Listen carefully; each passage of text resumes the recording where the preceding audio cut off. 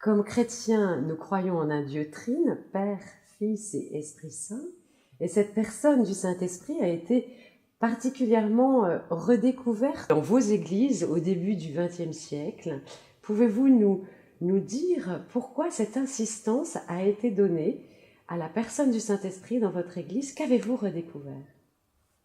Cette expérience, comme vous le dites, c'est l'expérience d'une rencontre avec une personne dont Christ nous a promis sa présence, qui est celle du Saint-Esprit. Christ aujourd'hui est à la droite du Père dans le ciel, mais il nous a dit « je vous enverrai le Saint-Esprit ».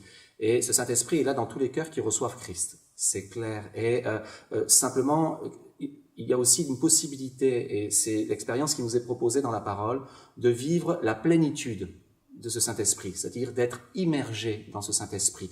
Et cette expérience, c'est une expérience palpable, marquante, qui vient en fait parler au plus profond de notre âme, de Dieu, et nous rapprocher d'une façon nouvelle. Je pense que c'est cette dimension peut-être un peu de nouvelle, d'une façon nouvelle. On a besoin d'être baptisé, mais aussi, la Bible nous parle de baptiser, mais aussi renouveler.